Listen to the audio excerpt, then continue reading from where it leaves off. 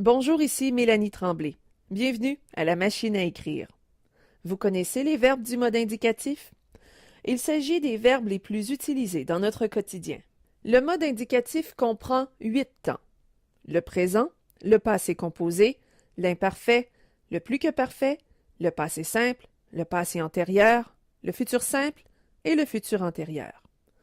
Dans cette leçon, nous allons nous concentrer sur la construction des verbes au présent, à l'imparfait et au futur simple. Le passé simple est un temps de verbe très littéraire qui est de moins en moins utilisé dans nos rédactions courantes. Ces temps de verbe portent le nom de temps simple de l'indicatif parce qu'ils sont constitués d'un seul élément. Nous verrons la conjugaison des temps composés dans une prochaine leçon. Comme vous l'avez sans doute déjà appris, en français, les verbes se classent en 3 groupes. Le premier groupe comprend les verbes qui se terminent par ER. Le deuxième groupe comprend les verbes qui se terminent par IR et qui font ISSANT, par exemple, finir, fait, finissant.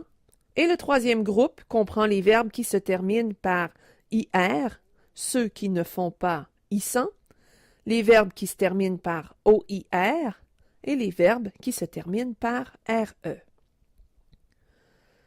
Pour conjuguer un verbe au temps simple, il suffit d'identifier le radical et d'y ajouter la terminaison. Vous vous demandez peut-être qu'est-ce que le radical? Le radical est la partie du verbe qui demeure inchangée.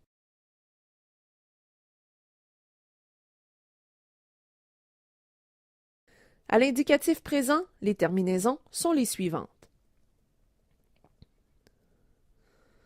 Pour les verbes en ER, les terminaisons sont E, ES, E, ONS, EZ et ENT, à l'exception du verbe aller, qui est un verbe irrégulier.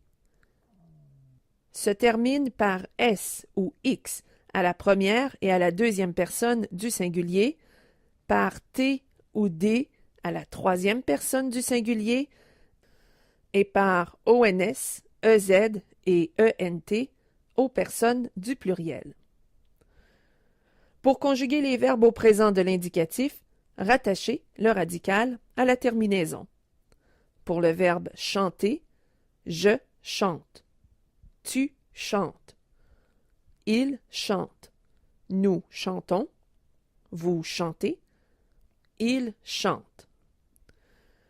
Vous pouvez faire le même exercice pour tous les verbes réguliers. La même méthode s'applique à la conjugaison des verbes à l'imparfait. La conjugaison des verbes à l'imparfait est sans doute l'une des plus faciles parce que tous les verbes réguliers se conjuguent de la même façon. Voici les terminaisons des verbes à l'imparfait. AIS, AIS, AIT, IONS, IEZ, AIENT. Conjuguons le verbe chanter à l'imparfait de l'indicatif. Je chantais, tu chantais, il chantait, nous chantions, vous chantiez, il chantait. Voici comment se conjugue le verbe aller à l'imparfait de l'indicatif. Vous pouvez faire le même exercice pour tous les verbes réguliers. La même méthode s'applique aussi à la conjugaison des verbes au futur simple. Voici les terminaisons des verbes au futur simple. Pour les verbes en ER, les terminaisons du singulier sont ERAI, ERAS, ERA. Au pluriel, ERONS, EREZ, ERONT. Conjuguons le verbe chanter au futur simple du mode indicatif. Je chanterai, tu chanteras, il chantera, nous chanterons, vous chanterez, ils chanteront. Vous pouvez faire le même exercice pour tous les verbes réguliers. Exerçons-nous un peu. Conjuguez les verbes suivants. Le verbe descendre à la deuxième personne du singulier au présent de l'indicatif. A. Descendait. B. Descend. Ou C. Descendra. La bonne réponse est B. Tu descends. Conjuguez le verbe marcher à la première personne du pluriel de l'imparfait, de l'indicatif. A. Marchions. B. Marchons. Ou C. Marcherons. La bonne réponse est A. Nous marchions. Conjuguez le verbe écrire à la troisième personne du singulier au futur simple de l'indicatif.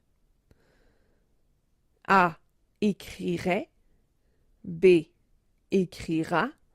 Ou C. Écrira avec un S à la fin. La bonne réponse est B. Il écrira.